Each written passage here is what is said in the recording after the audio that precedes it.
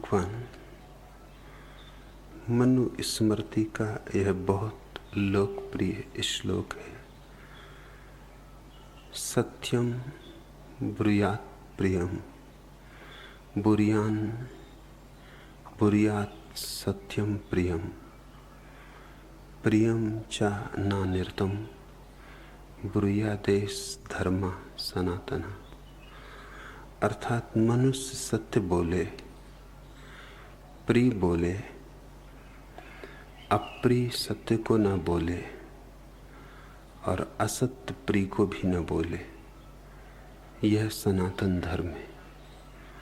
भगवान इस पर कुछ कहने की कृपा करें। शरणानंद।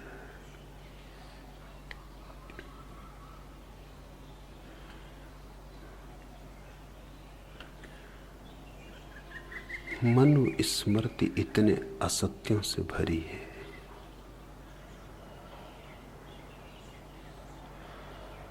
कि मनु हिम्मत भी कर सके हैं इस सूत्र को कहने की। यह भी आश्चर्य की बात है। मनुस्मृति से ज्यादा पाखंडी कोई शास्त्र नहीं। भारत की दुर्दशा में मनुस्मृति का जितना हाथ है किसी और का नहीं।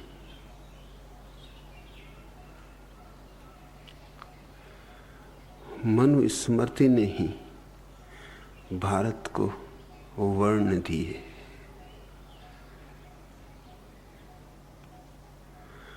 शूद्रों का ये जो महापाप भारत में घटित हुआ है, जैसा पृथ्वी में कहीं घटित नहीं हुआ, उसके लिए कोई जिम्मेवार है तो मनु जिम्मेवार है।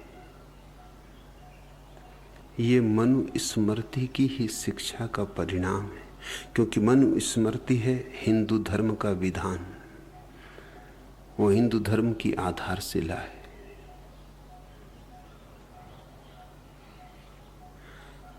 इन 5000 वर्षों में शूद्रों के साथ जैसा अनाचार हुआ है, बलात्कार हुआ है, वह अकल्पनीय है। उस सब के पाप के भागीदार मनु है। शूद्र की स्त्री के साथ कोई ब्राह्मण अगर बलात्कार करे तो कुछ रुपयों के दंड की व्यवस्था है, और कोई शूद्र अगर ब्राह्मण की स्त्री के साथ बलात्कार करे तो उसे मृत्यु दंड की व्यवस्था है। कैसा सत्य है यह! शूद्र की स्त्री की कीमत कुछ रुपए और ब्राह्मण की स्त्री की कीमत शूद्र का जीवन। बलात्कार भी ब्राह्मण करे तो यूं समझो कि धन्यभागी हो तुम कि तुम्हारे साथ बलात्कार किया। बड़ी कृपा है मनु की कि उन्होंने ये नहीं कहा कि उसको कुछ रुपयों का पुरस्कार दो। देना तो यही था, पुरस्कार। कि कितनी कृपा की ब्राह्मण महाराज ने। धन्य भागी है शूद्र की पत्नी, उसकी देह को इस योग्य माना।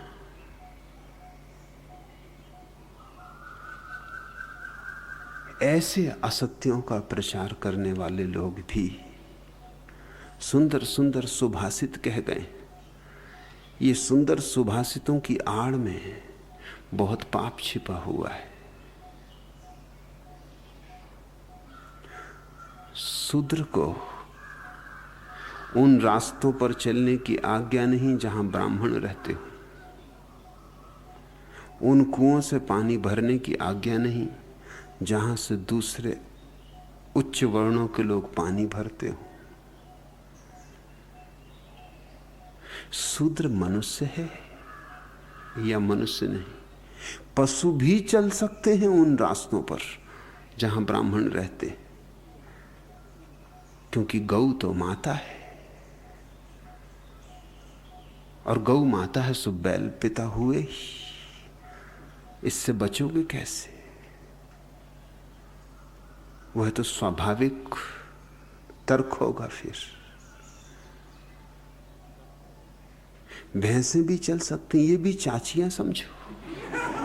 न सही मां, भैंसे चल सकते, इनको चाचा समझो।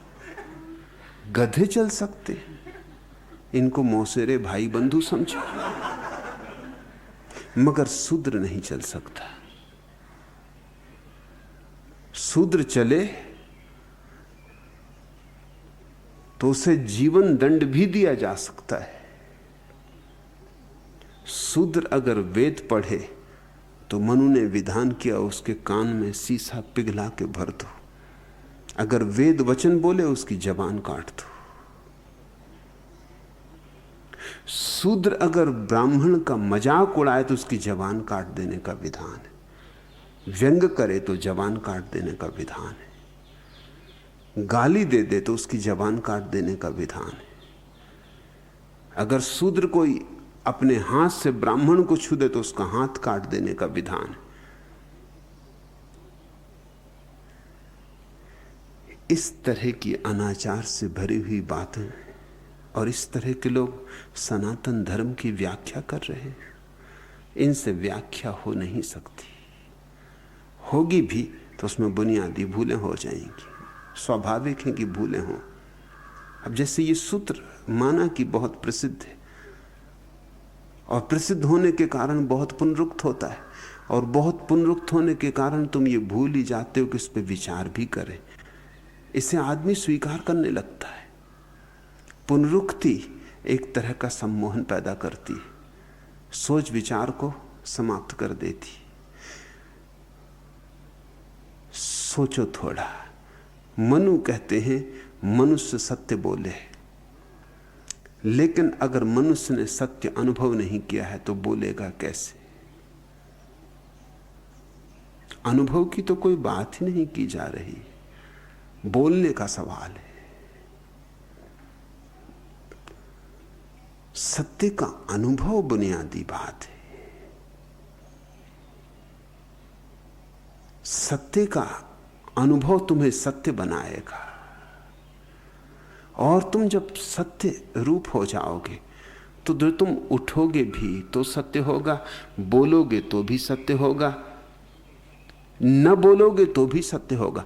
तुम्हारे मौन में भी सत्य की आभा होगी, तुम्हारे वचनों में भी सत्य की सुगंध होगी, उठने और बैठने में भी सत्य की ही मुद्राएं होंगी।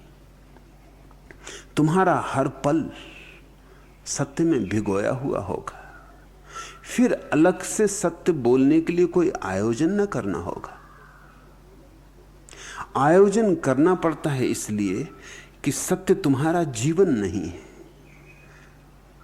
और जब जीवन नहीं है तो सत्य बोलोगे तो वो सत्य उधार होगा, वो तुम्हारा तो नहीं हो सकता।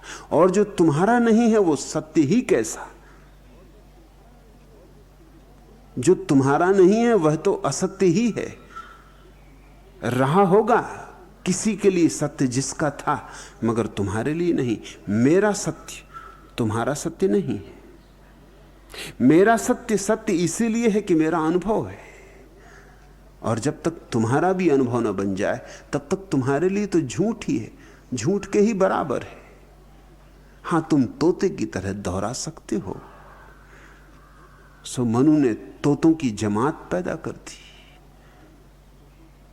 ये जो पंडितों का इतना बड़ा वर्ग इस देश की छाती पर दाल घोंट रहा है, मूंग दल रहा है,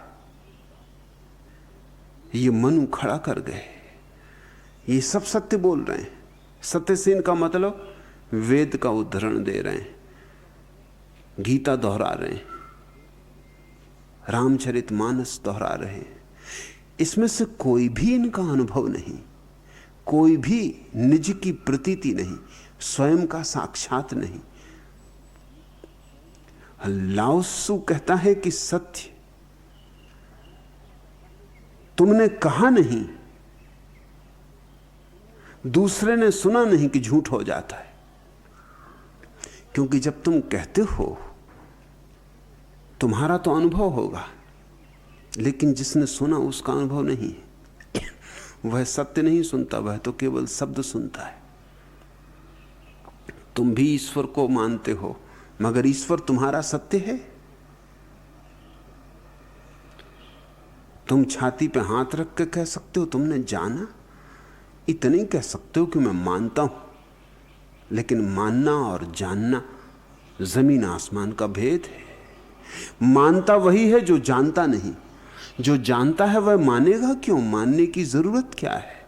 जब जानता ही है तो मानने का सवाल ही नहीं उठता। तुम्हारे सत्य विश्वास हैं, अनुभूतियां नहीं।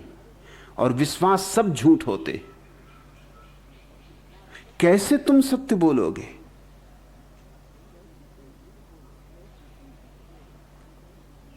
मनु कहते हैं मनुष्य सत्य बोले, पाखंडी बन जाएगा मनुष्य सत्य बोलने की चेष्टा में। सत्य हो, मैं तुमसे कहता हूं मनुष्य सत्य बने।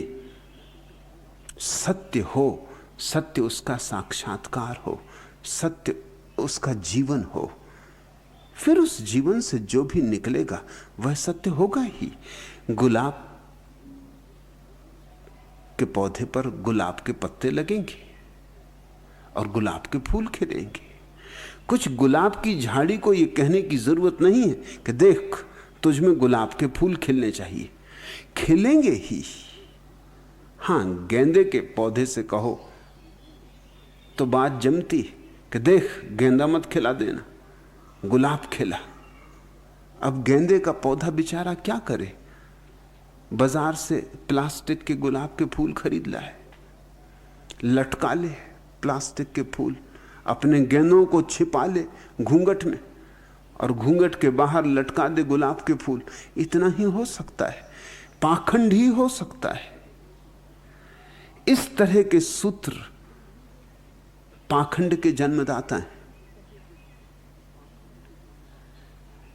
मनु कोई बुद्ध पुरुष नहीं। मनु ने स्वयं जाना नहीं तो इस तरह की बात नहीं कहते। बुद्ध तो कुछ और कहते हैं। बुद्ध कहते हैं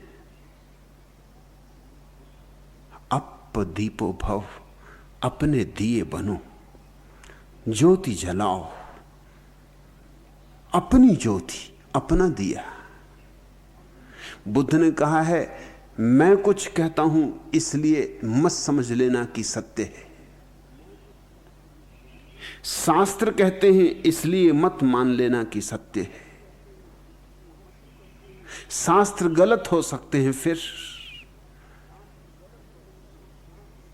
मैं गलत हो सकता हूं, फिर मैं धोखा दे सकता हूं, फिर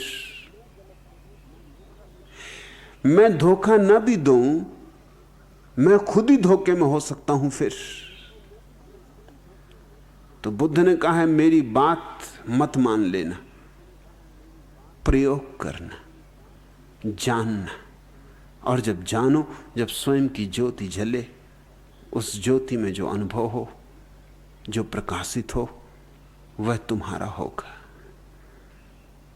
सत्य सदा स्वयं का होता है। और फिर उस सत्य के अनुभव में जो पत्ते लगेंगे, फूल लगेंगे, फल लगेंगे, वे सब सत्य के होंगे। यह सिखाने की जरूरत नहीं है कि मनुष्य सत्य बोले। ध्यान सिखाने की जरूरत है, सत्य सिखाने की जरूरत नहीं। सत्य तो हम सबके भीतर पड़ा है, वो हमारा स्वभाव है। महावीर का सूत्र ज्यादा कीमती है, वत्थु सहावो धम्म। वस्तु का स्वभाव धर्म है, हमारा स्वभाव हमारा धर्म। हम अपने स्वभाव को पहचान लें और हमने सत्य जान लिया, फिर उसके बाद हम जो भी करें वो सभी सत्य होगा। लेकिन अगर तुमने सत्य बोलने की चेष्टा की तो तुम बड़ी झंझट में पड़ोगे। क्या है सत्य? फिर बाइबल सत्य है, कुरान सत्य है, गीता सत्य है, धम्मपद सत्य है, ताओ ते किंग सत्य है। क्या सत्य है? और इन सब की बातों में बड़ा विरोध है। खुद बाइबल में दो हिस्से हैं, पुरानी बाइबल और नई बाइबल। पुरानी बाइबल यहूदियों की किताब है और नई बाइबल ईसाइयों की किताब है। यहूदी तो सिर्फ पुरानी बाइबल को मानते हैं, नई बाइबल तो जीसस के वचन है, उसको तो उन्होंने इंकार कर दिया। जीसस को तो सूली पे लटका दिया। लेकिन ईसाई दोनों बाइबल मानते हैं, और ईसाइयों के पास कोई उत्तर नहीं इस बात का। पुरानी बाइबल में ईश्वर कहता है, मैं बहुत ईर्षालु ईश्वर हूं, जो मेरे साथ नहीं वो मेरा दुश्मन है। ये तो अडोल्फ हिटलर की भाषा है। अडोल्फ हिटलर ने ये लिखा ही है मेन कैंप में कि जो मेरे साथ नहीं वो मेरा दुश्मन है। या तो मेरे साथ हो या मेरे दुश्मन हो, बस दो ही कोटियों में आदमी को बांटा है। और स्पष्ट कहता है पुरानी बाइबल का ईश्वर कि मैं ईर्षालु हूं। ईश्वर और ईर्षालु, तो फिर ईश्वर को पाके भी क्या करोगे? यही ईर्षा, यही लोभ, यही मोह, यही उपद्रव अगर वहां भी जारी रहना है तो यहां ही क्या बुराई है? फिर आदमी होने में क्या बुरा है? और जीसस कहते हैं ईश्वर प्रेम है। और ईसाई दोनों किताबों को पूजता है बिना इसकी फिक्र के कि जरा देखे इस विरोधाभास को। ईर्षा और प्रेम, जहां प्रेम है वहां ईर्षा नहीं है, और जहां ईर्षा है वहां प्रेम नहीं। ईर्षा और प्रेम तो यूं है जैसे प्रकाश और अंधकार, इनका कोई तालमेल कहीं नहीं होता। फिर भी दोनों की पूजा जारी है। अंधे हैं लोग।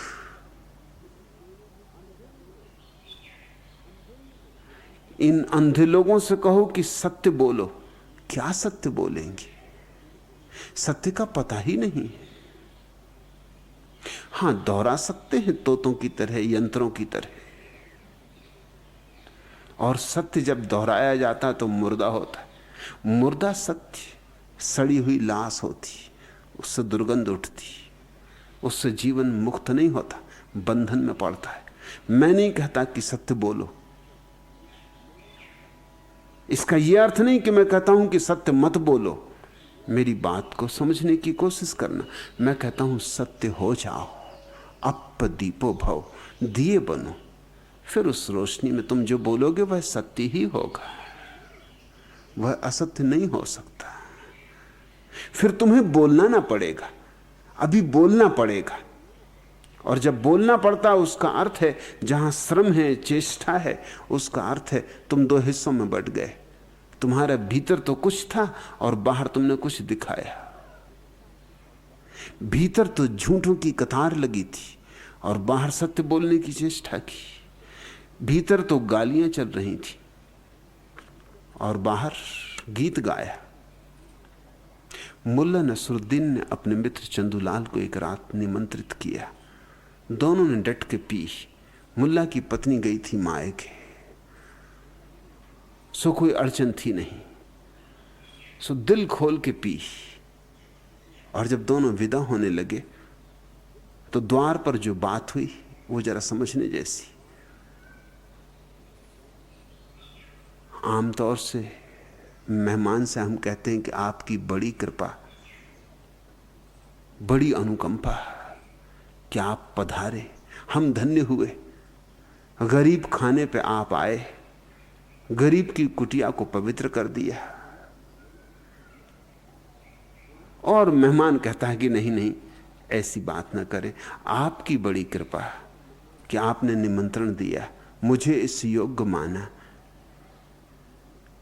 कि अपना अतिथि बनाया, इतना सत्कार किया, इतनी सेवा की। मगर वो जो बात वहां हुई बिल्कुल सच्ची हो गई, क्योंकि दोनों पिए थे। मुल्ला ने कहा मैं भी धन्य हूं, मेरी भी कृपा देखो कि मैंने तुम्हें निमंत्रण दिया। और चंदूलाल ने कहा अरे नहीं नहीं, मैं धन्य हूं, मेरी कृपा देखो कि मैंने तुम्हारे जैसे का भी निमंत्रण स्वीकार किया। यही पड़ा होता है भीतर तो, बाहर हम कहते हैं बड़ी कृपा आप पधारे, और भीतर ही होता ये दुष्ट कहां से आ गया। रास्ते पे मिल जाते हो तो भीतर कहते हो कि हे भगवान, कहां से इस दुष्ट की शकल सुबह सुबह दिखाई पड़ गई, दिन भर न बिगड़ जाए। ऐसे उससे ये कहते हो कि बड़ा सौभाग्य, बड़े दिनों में दर्शन हुए, अहो भाग्य, सुबह सुबह दर्शन हो गए। मगर भीतर कुछ और चल रहा है, बाहर कुछ और चल रहा है। इस तरह के वचनों ने ही, इस तरह के नैतिक वचनों ने ही तुम्हें खंड खंड कर दिया है। तुम्हें खंड खंड करके ही तो पाखंडी बना दिया है। पाखंड का मतलब यह होता है कि जो व्यक्ति खंड खंड, वो पाखंडी है। पाखंड यानी खंड खंड हो जाना। अखंड होने में पाखंड नहीं होता। अखंड का मतलब होता है जैसा भीतर है वैसा बाहर है। मुझसे लोग नाराज इसलिए हैं कि मैं पाखंड में जरा भी भरोसा नहीं करता। जो मेरे भीतर है वही मैं कहता हूं, जैसा है वैसा ही कहता हूं। बुरा लगे बुरा लगे, भला लगे भला लगे, जो मेरे लिए सत्य वही कहता हूं। जो परिणाम हो, परिणाम की चिंता करके जो बोलता है वो तो सत्य बोल ही नहीं सकता। वो तो परिणाम के हिसाब से बोलेगा। वो तो दुकानदार है। वो तो ये देखता है कि लाभ किससे होगा, क्या कहूं जिससे लाभ हो। वो अगर सत्य भी बोलेगा तो तभी बोलेगा जब लाभ होता हो। उसने तो सत्य को भी लाभ का ही साधन बना लिया है। और सत्य किसी चीज का साधन नहीं है, परम साध्य है। सब कुछ सत्य पर समर्पित है, लेकिन सत्य किसी के लिए समर्पित नहीं। सत्य से ऊपर कोई धर्म नहीं, सत्य से ऊपर कोई परमात्मा नहीं। सत्य ही परम धर्म है और सत्य ही भगवत्ता है। मगर ये अनुभव से हो।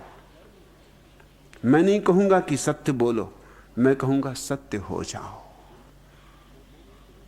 बोलना तो बड़ा आसान है, होने का सवाल है। लेकिन मनु कहेंगे प्रेम बोलो, मैं कहूंगा प्रेम पूर्ण हो जाओ। वो तुम्हें पाखंड सिखा रहे हैं। वो कह रहे हैं जरा जवान का अभ्यास कर लो, मृदु सुंदर,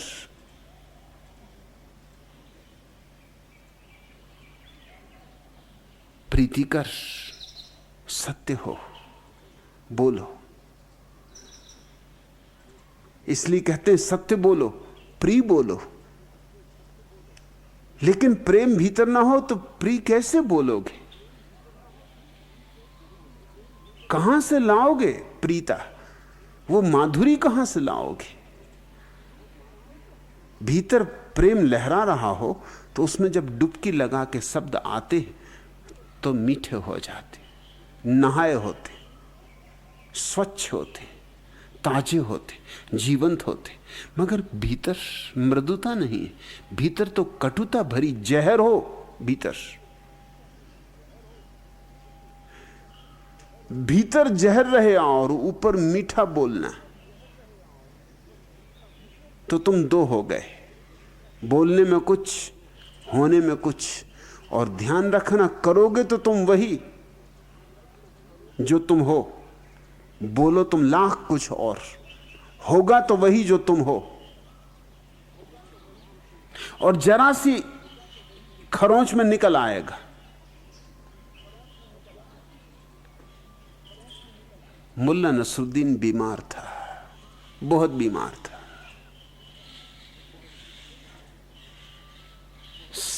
सर्द रात, बड़ी बर्फीली रात, पानी जमा जा रहा, ऐसी सर्दी। आधी रात को डॉक्टर को मुल्ला की पत्नी ने खबर की। डॉक्टर की भी छाती दहले बाहर निकलने में, लेकिन मजबूरी है, बीमार मरणासन है। पत्नी ने कहा आना ही होगा, इसी वक्त आना होगा, शायद यह आखिरी ही क्षण हो, आ जाओ तो शायद बच जाएं। झिझकता हुआ डॉक्टर गालियां देता हुआ कि मर ही क्यों ना गया ये आदमी शाम को, और रात तक किस लिए जिंदा है, और हमको भी मारने के पीछे लगा है। मगर मजबूरी, डॉक्टर की गालियां कितनी ही तो। गया,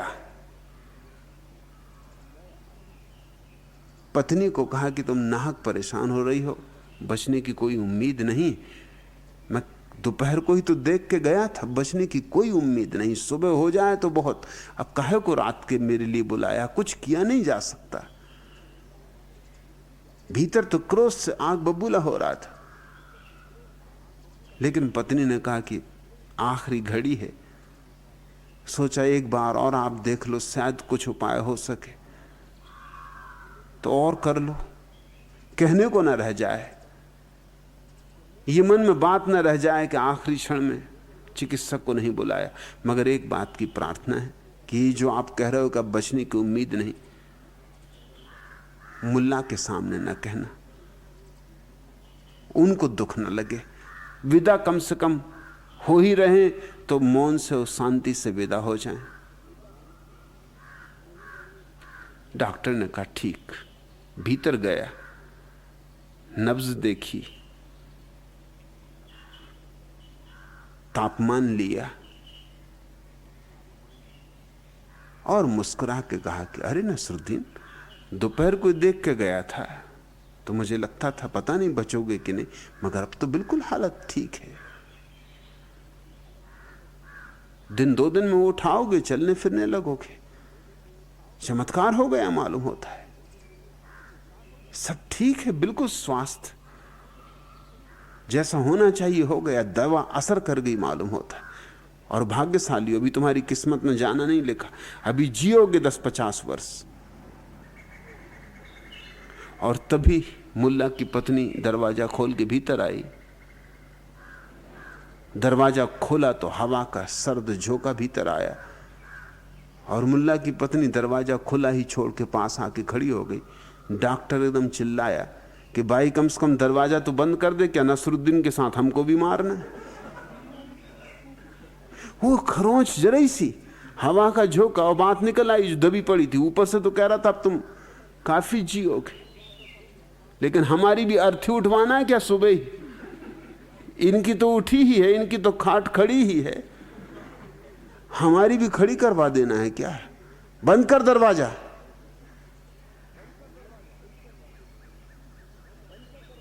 कैसे छिपाओगे, कब तक छिपाओगे?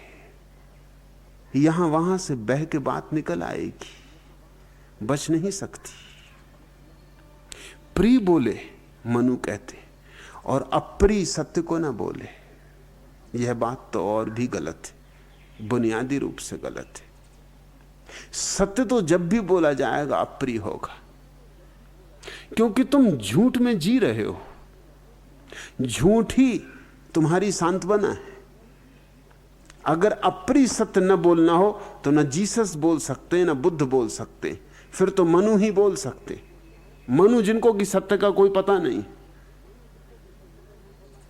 फिर न तो लाओत्सु बोल सकते, न जरथुस्त्र बोल सकते, फिर तो इस जगत में जिन लोगों ने सत्य बोला है वो कोई नहीं बोल सकते, क्योंकि जब भी कोई सत्य बोलेगा वो अप्रिय होने वाला है। अप्रिय इसलिए नहीं कि सत्य अप्रिय होता है, अप्रिय इसलिए कि तुम झूठ में रगे पगे हो, और जब सत्य बोला जाता तुम्हारे झूठों पर चोट पड़ती और तुमने झूठों को सत्य मान रखा है।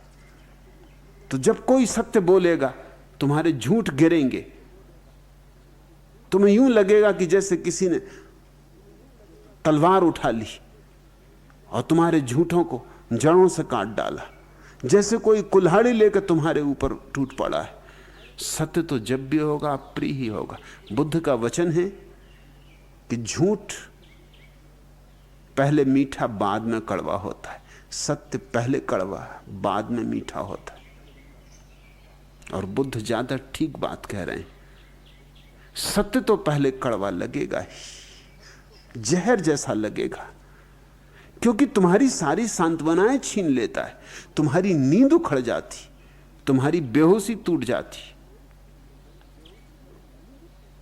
तुम्हें कोई जगा दे नींद में से तो कोई प्रिय थोड़ी लगता है। भला तुमने ही कहा हो कि सुबह सुबह उठा देना। जर्मनी का प्रसिद्ध विचारक हुआ इमैनुअल कांट।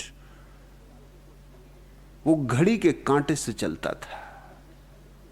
कहते हैं जब वो विश्वविद्यालय पढ़ाने जाता था लोग अपनी घड़ियां ठीक कर लेते थे, क्योंकि नियम से मिनट सेकंड ऐसा घड़ी का पाबंद था कि मशीन की तरह चलता था। एक दफा जा रहा था विश्वविद्यालय, कीचड़ थी और एक जूता कीचड़ में फंस गया, तो उसने लौट के जूता नहीं उठाया, क्योंकि उतने में तो देर लग जाएगी, कुछ सेकंड तो देर हो ही जाती। जूता निकालता, कीचड़ से साफ करता, पहनता, पैर में डालता, इतनी देर से वो नहीं पहुंचेगा। वो एक जूता वहीं छोड़ गया, एक ही जूता पहने हुए विश्वविद्यालय पहुंचा। जब उसके विद्यार्थियों ने पूछा कि आपके एक जूते का क्या हुआ, उसने कहा कि वो लौटते में कीचड़ में से निकालूंगा। अभी निकालता तो 5-10 सेकंड लेट हो सकता था। उसको देख के लोग घड़ियां सुधार लेते थे। उसने एक गांव छोड़ा नहीं, जिस गांव में रहा वो पूरी जिंदगी वहीं रहा। इसलिए नहीं छोड़ा कि दूसरे गांव में जाए तो कहीं जीवन के क्रम में कोई व्याघात ना पड़ जाए। अरे ट्रेन लेट हो जाए, भोजन समय पे ना मिले, नींद वक्त पे ना ले पाए, ठीक सो जाता था 9 बजे। अगर 9 बजे उसके मेहमान भी बैठे हों तो उनसे भी ये नहीं कहता था कि मेरे सोने का वक्त हो गया, क्योंकि इतना भी समय खोना क्यों। जैसे ही घड़ी में 9 बजे, छलांग लगा के अपने बिस्तर में होकर कंबल ओढ़ लेता था। वो जो बैठा आदमी एकदम चौंका ही रह जाए कि क्या हुआ। नौकर आके उससे कहता था कि भैया घर जाओ, वो तो सो गए, 9 बज गए। 9 बज जाए तो एक शब्द नहीं बोलते, क्योंकि उतनी देर। ऐसा बिल्कुल पाबंद था। सुबह 3 बजे उठना नियम था। हिंदुस्तान में ब्रह्म मुहूर्त ठीक है, गर्म देश है, और तुम सोना भी चाहो तो मच्छर कहां सोने देंगे, और सुबह सुबह मच्छर और भनभनाते। सच तो यह है, अभी अभी वैज्ञानिकों ने खोज की है कि सुबह आधा घंटा सूर्योदय के पहले और सांझ सूर्योदय के बाद आधा घंटा, बस ये 2 ही समय में मच्छर योग्य होते हैं लोगों में बीमारी फैलाने में, और बाकी समय में उनकी योग्यता नहीं होती। ब्रह्म मुहूर्त में सावधान रहना मच्छरों से। वही वक्त है जब मच्छर बीमारी डाल सकता है, सिर्फ आधा घंटा सुबह और आधा घंटा शाम। अगर ये 2 वक्त तुम बचा लो, मच्छर तुम्हें कोई बीमारी नहीं दे सकता। उसी समय उसकी संभावना है। तो यहां तो मच्छर वैसे किसी को ब्रह्म मुहूर्त में सोने नहीं देते। और गर्म देश, मगर ठंडे देश में 3 बजे रात उठना कठिन काम है। उसने कभी विवाह नहीं किया, इसीलिए कि स्त्री आए कौन झंझट करे, माने न माने, सुने न सुने, वक्त पे काम हो या ना हो। नौकर ठीक, नौकर है तो मान के चलेगा। नौकर का काम यह था कि वो 3 बजे उठाए, और एक ही नौकर टिका, क्योंकि कोई भी नौकर 2-4 दिन में कह दे कि बस माफ करिए मैं जाता हूं, मुझे नहीं करना ये काम। क्योंकि काम क्या था, 24 घंटे घड़ी के सुई की तरह चलना, और सबसे कठिन काम था सुबह 3 बजे। कांट को उठाना बहुत मुश्किल था। हालांकि वो कहता था 3 बजे उठा, मगर उठना नहीं चाहता था। छीन छीन के अपना कंबल अंदर घुस जाता था। शाम को कहता था कि चाहे कुछ भी हो जाए उठाना, और सुबह गालियां बकता था कि नौकर तू है कि मैं हूं, छोड़ कंबल, निकल बाहर, और फिर अपने बिस्तर में घुस जाए। और दूसरे दिन सुबह फिर डांटे कि जब मैंने कहा था कि उठाना, एक ही पहलवान छाप नौकर था, वो रुका, वो उठा देता था। यहां तक नौबत आ जाती थी कि मारपीट हो जाती थी। कहा जाता है कि वो नौकर भी ऐसा था कि जमा देता था 2-4। अगर उसके साथ छीना झपटी करे तो वो कहता था मालिक आप नहीं कहा, फिर अब मत, बाद में मत कहना। लगा देता 2-4 उठा पटक, उनको पटक देता उठा के नीचे फर्श पर, मगर उठा कर रहता, बिस्तर उठा लेता, निकाल बाहर कर देता कमरे के। वही नौकर टिका, और उससे कांट बहुत खुश था। हालांकि सुबह बहुत गालियां बकता था, झूमा झटकी होती थी, कपड़े फट जाते, मगर वो नौकर भी एक था। उसको क्या पड़ी थी, उसको मजा आने लगा था कि ठीक है, इनको उठा के वो अपना सो जाता था जाके, अब तुम अपना करो ब्रह्म मुहूर्त में जो तुम्हें करना है। वही एक नौकर टिका। एक दफा वो छोड़ के चला गया तो उसको वापस दुगनी तनख्वाह पे लाना पड़ा, क्योंकि उसके बिना कांड का जीना मुश्किल हो गया, वो कौन उठाए 3 बजे उसे। जब कोई तुम्हें नींद से उठाएगा तो छीना झपटी होने वाली। सत्य तो अप्रिय होगा ही। और मनु कहते हैं अप्रिय सत्य को ना बोले, तब तो फिर सत्य बोला ही नहीं जा सकता। और ये भी कहते हैं कि असत्य प्रिय को भी ना बोले, तब तो बिल्कुल बोला नहीं जा सकता, बोलना ही खत्म। अप्रिय सत्य को ना बोले, ये एक शर्त लगा दी। और असत्य प्रिय को ना बोले, और असत्य ही प्रिय होता है, क्योंकि असत्य तुम्हें सांत्वना देता है। असत्य की इजाद क्यों करता है आदमी? संतोष के लिए, सांत्वना के लिए। तुम्हारी पत्नी मर जाती, मोहल्ले पड़ोस के लोग आके समझाते कि मत रो, अरे आत्मा तो अमर है। जैसे इनको पता है।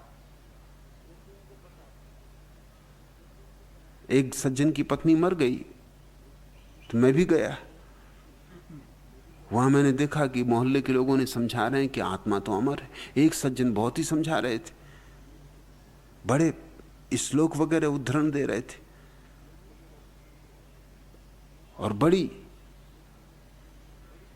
प्रामाणिकता से सिद्ध कर रहे थे कि आत्मा तो अमर है। अरे गीता में लिखा हुआ है, न हन्यते हन्यमाने शरीरे, नैनम छिदंती शस्त्राणि, नाहम दहत पावक। आग जलाती नहीं, शस्त्र छेदते नहीं। शरीर कट जाए, शरीर मर जाए, मिट जाए, आत्मा नहीं मरती। तो मैंने कहा कि इनको तो ज्ञान उपलब्ध हो गया मालूम होता है। संयोग की बात, 2 साल बाद उनकी पत्नी मरी तो मैं उनके घर गया, वो रो रहे थे। मैंने कहा अरे तुम और रो रहे? न हन्यते हन्यमाने शरीर, भूल गए दूसरे की पत्नी मरी तो क्या ज्ञान बघार रहे थे, अपनी मरी तो सब भूल गए। तो क्यों बकवास लगा रखी थी उस दिन? वो मुझसे कहने लगे भाई अभी विवाद ना छेड़ो, अभी मैं मुसीबत में पड़ा हूं, तुम विवाद खड़ा कर रहे। मैं विवाद खड़ा नहीं कर रहा, विवाद तुमने खड़ा करवाया। दूसरे की पत्नी मरी तो आत्मा अमर है, अपना जाता क्या? अपनी मरी तब पता चलना चाहिए, अभी सबूत दो, रो मत। आत्मा मरी ही नहीं और शरीर तो मरा ही हुआ है, इसलिए क्या रोना? अरे मिट्टी मिट्टी में मिल गई, बात खत्म। यही बातें तुम समझा रहे थे, यही मैं तुम्हें दोहरा रहा हूं, सिर्फ याद दिला रहा हूं। उन्होंने मुझे बड़े गुस्से से देखा। मैंने कहा गुस्से से देखने का कोई सवाल नहीं है। अगर तुम्हें पता नहीं तो क्यों बकवास छेड़ रखी थी? क्यों उस बेचारे को बकवास सुना रहे थे अपनी? और थोड़ी देर में मैं वहां बैठी था कि वो सज्जन आए जिनकी पत्नी पहले मर चुकी थी। वो भी समझाने लगे कि भैया क्यों रो रहे हो?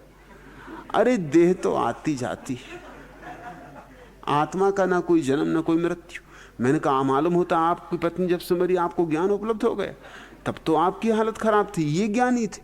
अब इनकी हालत खराब, आप ज्ञानी। मगर कसौटी तब आएगी। मैंने कहा आपके पिताजी बहुत बीमार हैं, जल्दी ही मरेंगे, तब मैं आऊंगा, तब देखूंगा। अरे उनका तुम कैसी बातें करते हो?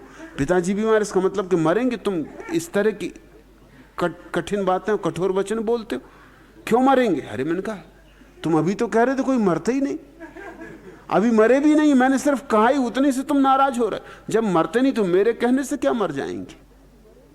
क्या तुम सोचते हो मेरे कहने से मर जाएंगे? इनकी पत्नी मर गई तो भी नहीं मरी, और तुम्हारे पिता मेरे कहने से मरे जा रहे हैं।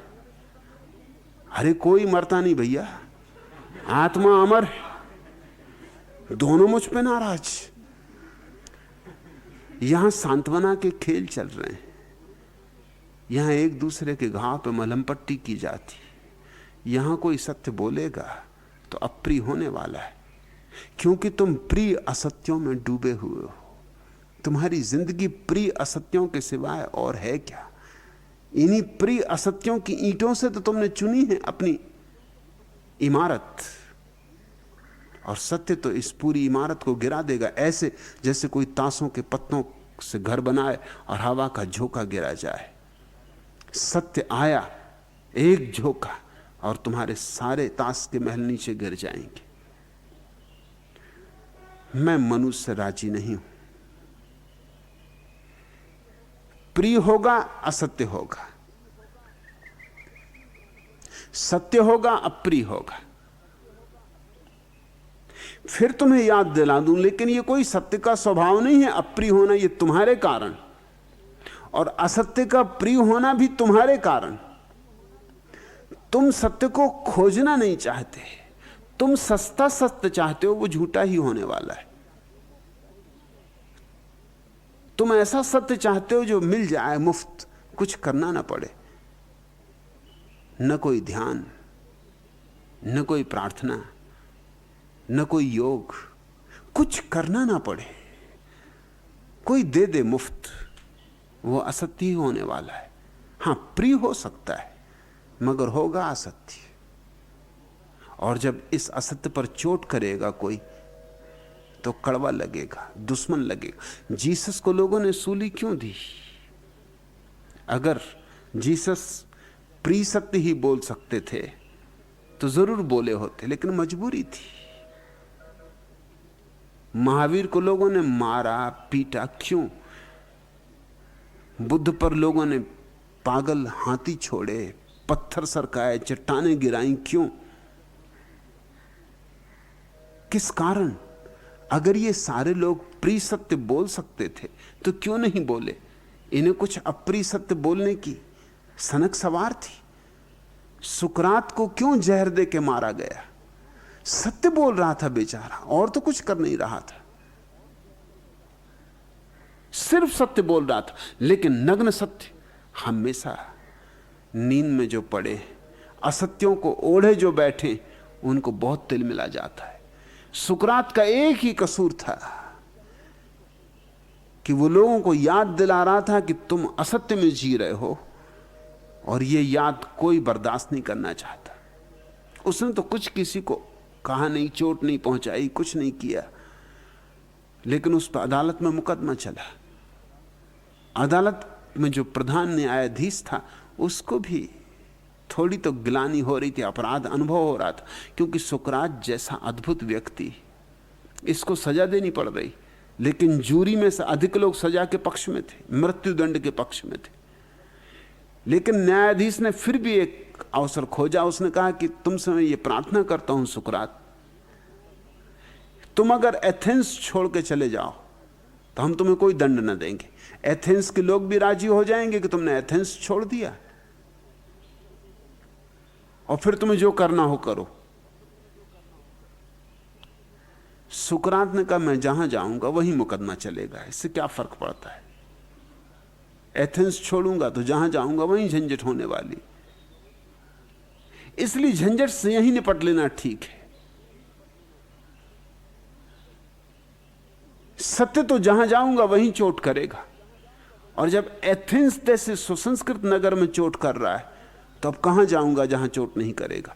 एथेंस उस समय दुनिया की सबसे सुसंस्कृत नगरी थी।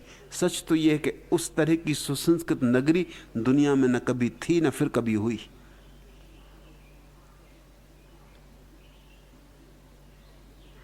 सुकरात ने कहा एथेंस छोड़ के कहां जाऊं? कहीं नहीं जाऊंगा, यहीं रहूंगा, जीऊंगा तो यहीं रहूंगा, मौत की सजा देनी हो तो सजा दे दो। न्यायाधीश ने फिर उसे एक मौका दिया और कहा कि तो फिर तुम ये करो, रहो तुम एथेंस में, हम तुम्हें बुढ़ापे में एथेंस से निकालना भी नहीं चाहते, मगर सत्य बोलना बंद कर दो। सुकरात ने कहा ये तो और भी असंभव, ये तो मेरा धंधा है। धंधा शब्द का उपयोग किया, ये मेरा धंधा है, सत्य बोलना मेरा धंधा है, इसके बिना तो मैं रह नहीं सकता, ये तो मेरा श्वास है। जैसे मैं श्वास के बिना नहीं जी सकता, सत्य बोले बिना नहीं जी सकता। मैं तो बोलूंगा तो सत्य, चलूंगा तो सत्य, उठूंगा तो सत्य। जीवन रहे कि जाए उसका कोई मूल्य नहीं। तुम बेहतर हो मृत्युदंड दे दो, कम से कम कहने को बात रह जाएगी कि मैं मरा तो सत्य के लिए मरा और मैंने कोई समझौता ना किया।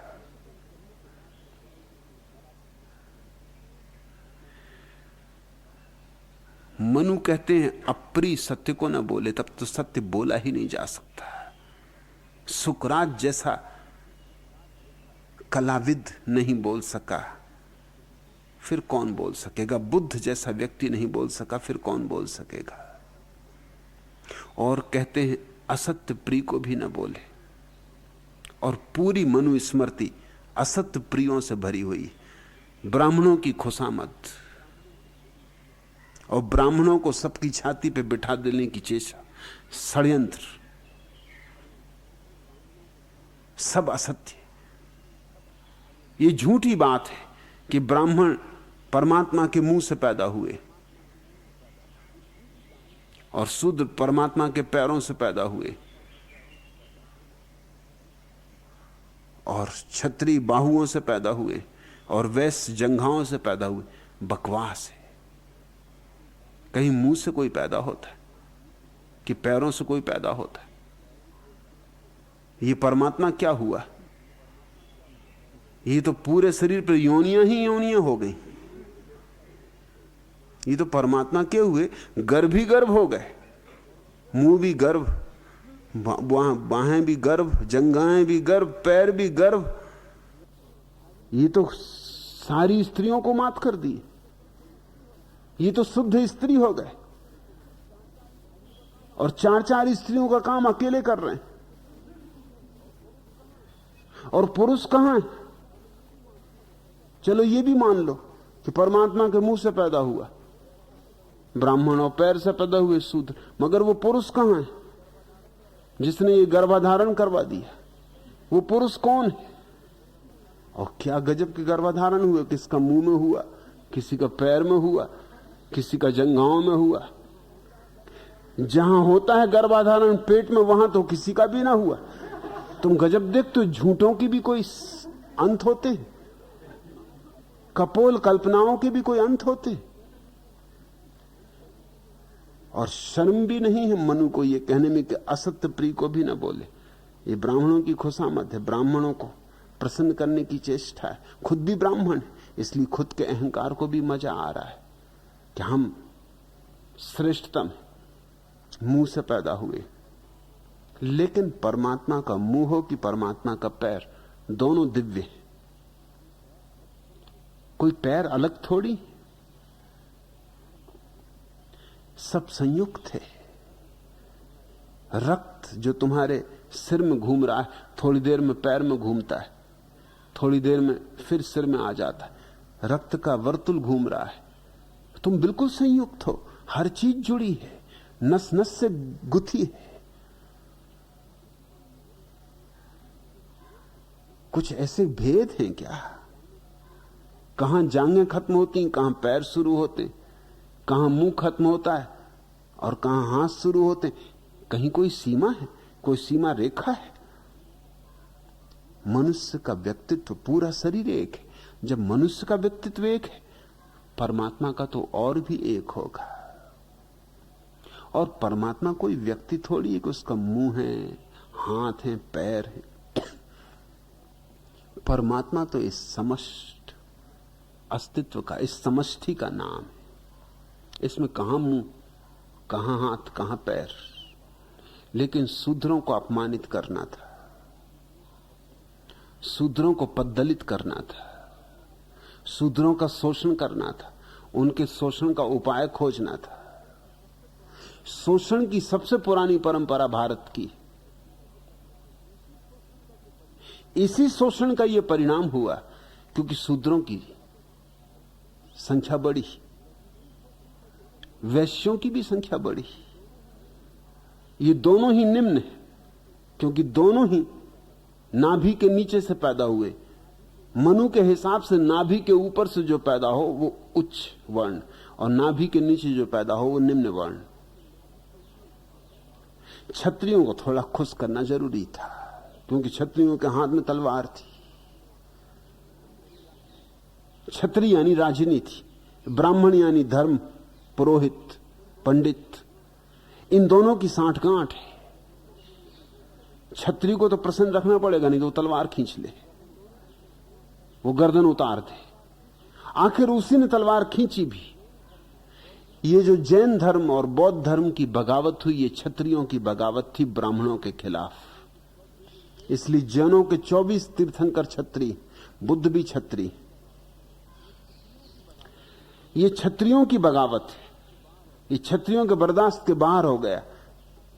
ये ब्राह्मणों का छाती पे बैठे रहना। ये जो दो धर्म पैदा हुए भारत में, ये क्षत्रियों से पैदा हुए। वैश्यों और शूद्रों और क्षत्रियों, इन तीनों को ब्राह्मण ने नीचे रखने की कोशिश की। क्षत्रिय को अपने से नंबर 2, क्योंकि उसके हाथ में तलवार थी, उसको थोड़ा प्रसन्न करना जरूरी था। उसको शूद्र के और वैश्य के ऊपर रख दिया। ये एक बड़ी साजिश मनुस्मृति की, ये सरासर झूठ है।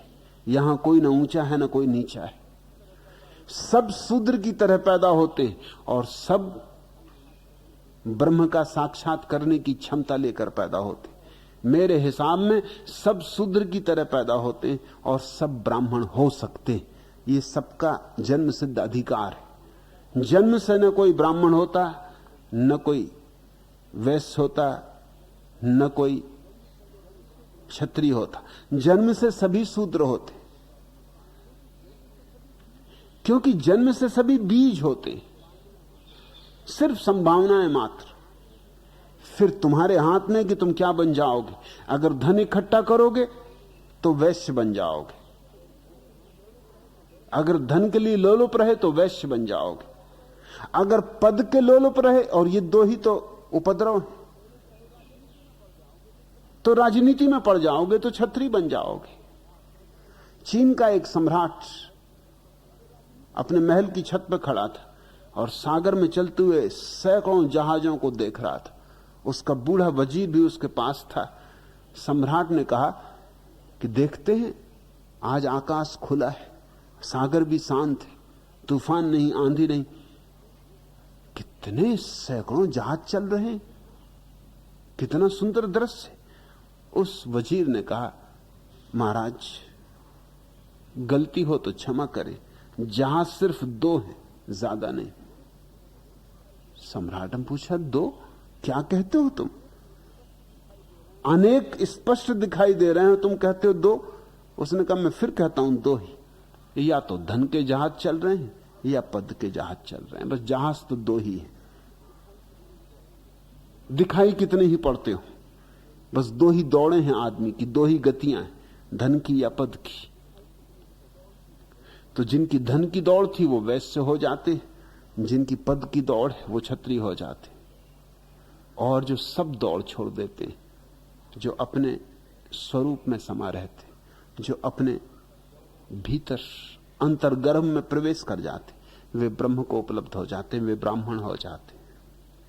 प्रत्येक व्यक्ति शूद्र की तरह पैदा होता है।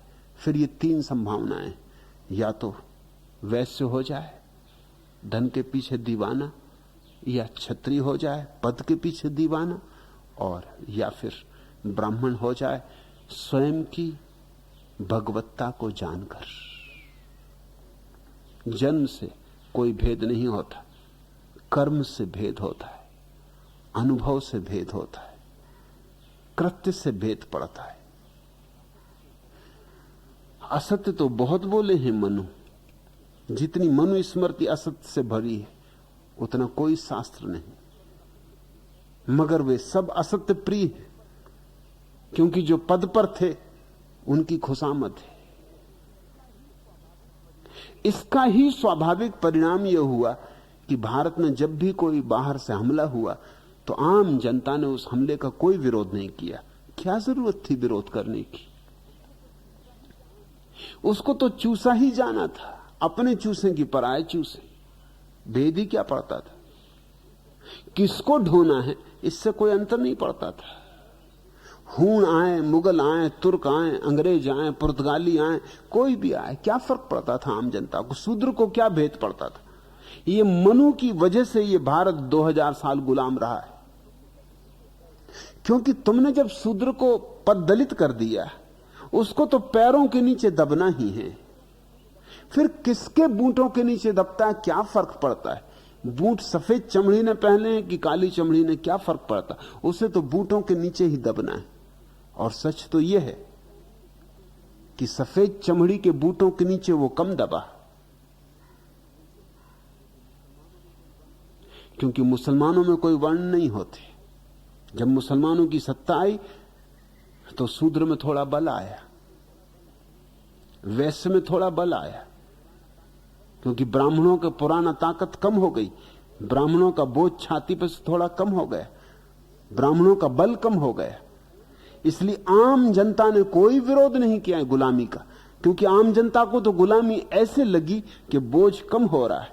और जब अंग्रेज भारत में आए तो आम जनता को बहुत सुखद प्रतीत हुआ, क्योंकि सदियों की गुलामी से यह गुलामी ज्यादा बेहतर मालूम पड़ी। कल विद्याधर वाचस्पति ने जो पूछा था प्रश्न कि अंग्रेजों ने हमें चूसा, हमारा खून चूसा, और इन्हीं फिरंगियों ने हमारा सदियों तक शोषण किया, और आप फिर भी पाश्चात्य सभ्यता की प्रशंसा में बोल देते हैं। मैं उनसे यह पूछना चाहता हूं कि भारत में दोनों ही राज थे, ब्रिटिश राज था और देसी राज्य भी थे। अगर अंग्रेजों के चूसने के कारण तुम बर्बाद हुए तो देसी राज्यों में तो बर्बादी नहीं होनी चाहिए थी, मगर देसी राज्य की जनता और प्रजा ज्यादा बदतर हालत में थी बजाय ब्रिटिश राज के। ये थोड़ा सोचने जैसा है।